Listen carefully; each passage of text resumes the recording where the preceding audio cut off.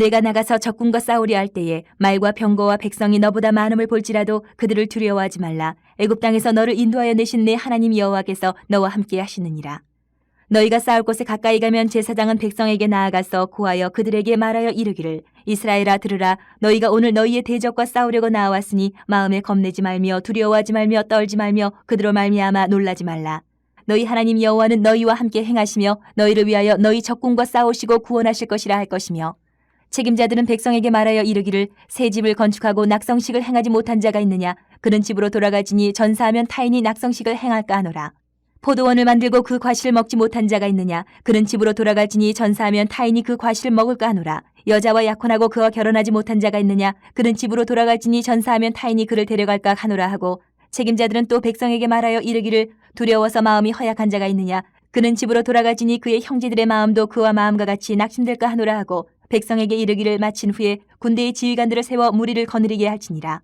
내가 어떤 성읍으로 나아가서 치려할 때에는 그 성읍에 먼저 화평을 선언하라. 그 성읍이 만일 화평하기로 회답하고 너를 향하여 성문을 열거든 그 모든 주민들에게 내게 조공을 바치고 너를 섬기게 할 것이요. 만일 너와 화평하기를 거부하고 너를 대적하여 싸우려 하거든 너는 그 성읍을 애워쌀 것이며 내 하나님 여호와께서 그 성읍을 내 손에 넘기시거든 너는 칼날로 그 안의 남자를 다 쳐 죽이고 너는 오직 여자들과 유아들과 가축들과 성읍 가운데에 있는 모든 것을 너를 위하여 탈취물로 삼을 것이며 너는 내 하나님 여호와께서 내게 주신 적군에게서 빼앗은 것을 먹을지니라.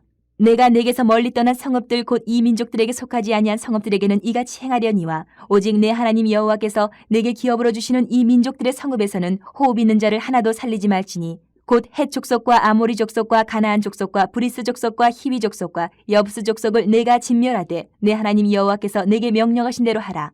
이는 그들이 그 신들에게 행하는 모든 가증한 일을 너희에게 가르쳐 본받게 하여 너희가 너희의 하나님 여호와께 범죄하게 할까 함이니라.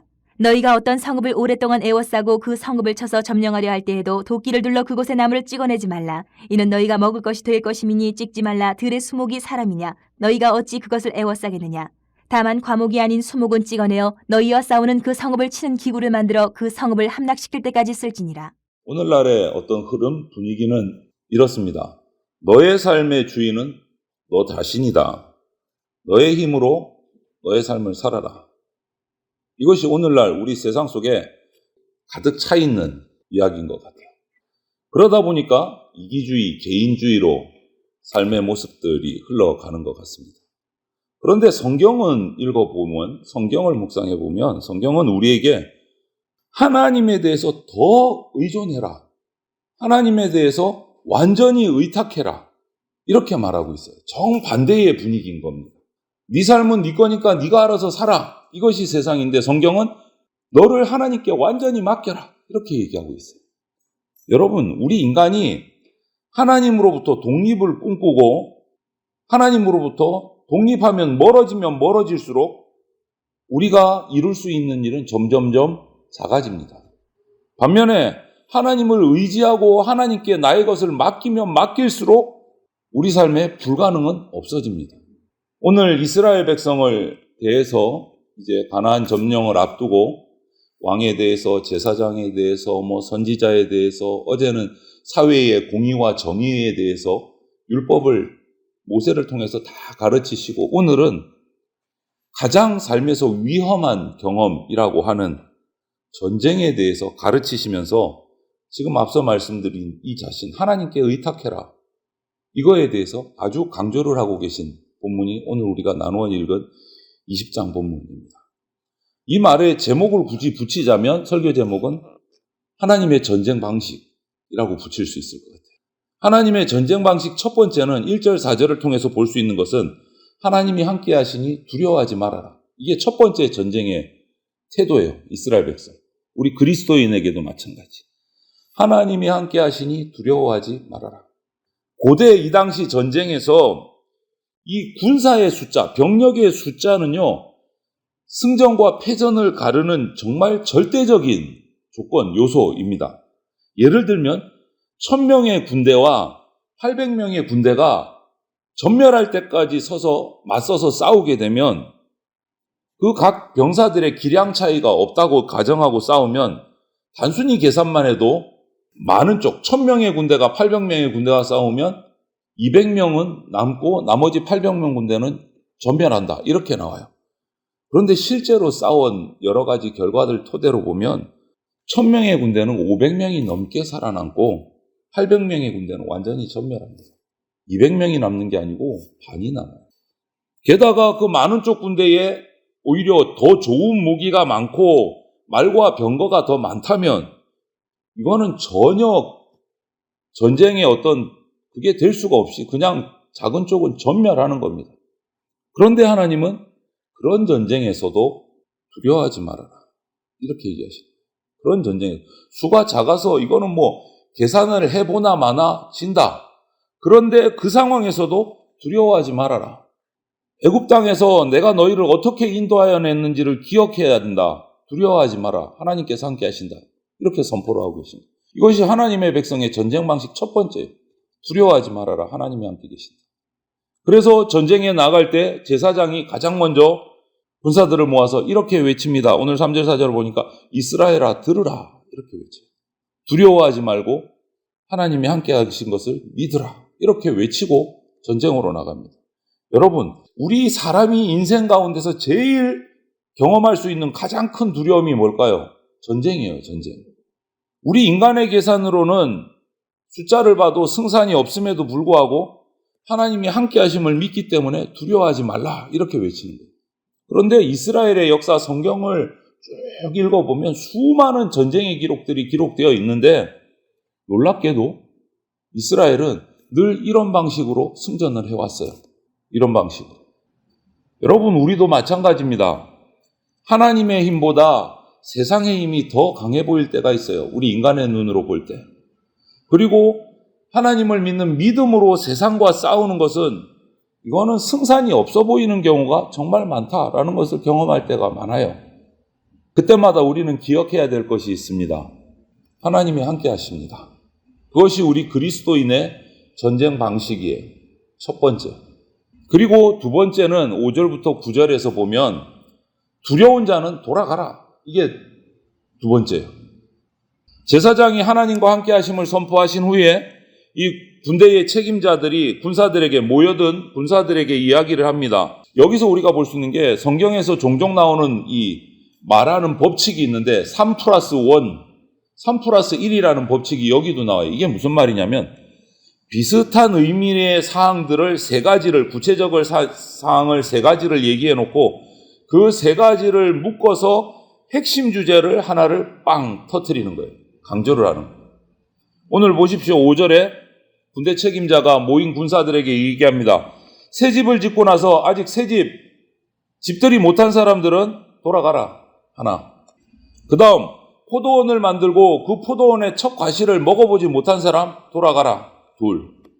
여자와 약혼했는데 아직 결혼식을 하지 못한 사람 돌아가라. 3. 이 세 가지를 얘기를 해요. 다 의미가 있는 것 같아요. 그런데 이 세 가지에 해당하는 자는 이 진짜 의미가 뭐냐? 전쟁에 참여할 수 없다라는 뜻이기보다는 이런 사정 저런 사정 때문에 전쟁에 참여하기 힘들다고 핑계를 대는 사람들까지 억지로 전쟁에 내보내지 말라라는 의미예요. 이처럼 이 세 가지 조건을 말한 후에 군대의 책임자들이 가장 중요한 문제를 결론을 빵 얘기를 합니다. 그게 뭐냐? 8절에 두려워서 마음이 허약한 자는 돌아가라. 앞에 세 가지가 결론은 뭐예요? 이 한 가지로 묶어지는 거예요. 두려운 마음이 있는 사람은 전쟁에 참여하지 말고 돌아가라. 왜? 이들은 두려움에 사로잡혀서 핑계라는 것이 드러났기 때문에 하나님은 당신을 믿지 않고 두려워하는 사람 억지로 끌고 전쟁에 나가지 않으십니다. 왜? 전쟁의 주권은 하나님께 있기 때문에 그 사람들이 오나 오지 않으나 하나님이 전쟁을 이끄신 데는 아무 문제가 없다는 거예요. 다만 그들을 오지 못하게 하는 것은 믿음이 없기 때문에 오지 말라. 이유가 있어서 오지 말라는 게 아니에요. 개인적인 이유가 중요한 것이 아니고 믿음이 없기 때문에 전쟁에 참여하지 말라. 믿음이 없어서 두려워 떠는 자가. 왜냐하면 전쟁의 승패는 하나님께 있기 때문에 하나님을 믿으면 두려워하지 않을 수 있기 때문에 두려워하는 자는 돌아가라. 이것이 이스라엘 전쟁의 두 번째. 하나님이 함께 하심을 믿으라. 두 번째, 두려워하는 자는 돌아가라. 여러분, 아무리 숫자가 적고 무기가 허술해도 하나님을 믿음으로 담대하게 나아가면 세상과의 전쟁에서 우리는 무조건 승리합니다. 그리고 세 번째, 전쟁하기 전에 평화가 먼저다가 세 번째. 10절부터 20절을 보면 평화를 우선시하고 인도주의 정신을 잃지 않아야 된다라는 것을 얘기를 하고 있어요. 이스라엘은 전쟁을 하기 전에 먼저 평화조약을 맺을 기회를 상대편에게 제공하라고 말씀하고 있어요. 그리고 그들이 그 평화조약을 거부해서 불가피하게 전쟁을 하게 됐을 경우에도 여자와 아이들, 민간인은 죽이지 말아야 했어요. 이것이 하나님의 전쟁 법칙이에요. 평화주의, 인도주의. 단 예외가 하나 딱 있어요.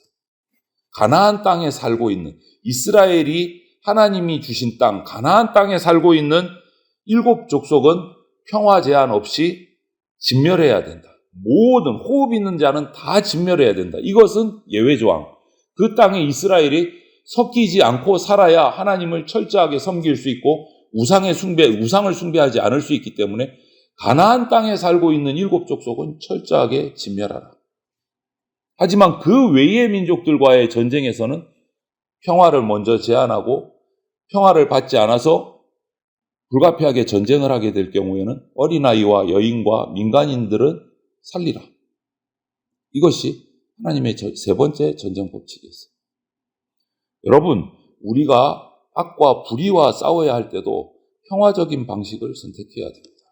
너희들이 그렇게 더러운 방식으로 나오니까 어쩔 수 없어. 나도 똑같이 대할 거야. 이것은 그리스도인의 영적 전쟁 방식이 아닙니다. 우리는 그들이 그렇게 나올지라도 평화적인 방식을 택해야 돼요. 그것이 하나님의 명령입니다. 그리고 그 싸움에서 잔인해지지 않도록 조심해야 합니다. 아무리 전쟁 중이라도 또 한 가지 말씀하신 것은 인간뿐만 아니고 하나님이 창조하신 그 창조세계 자연을 함부로 파괴하지 말라고 말씀하세요. 아주 특별한 말씀이에요. 다른 성읍을 공격할 때 이스라엘 백성이 꼭 필요한 벌목 외에는 수목을 파괴하지 말라고 하십니다.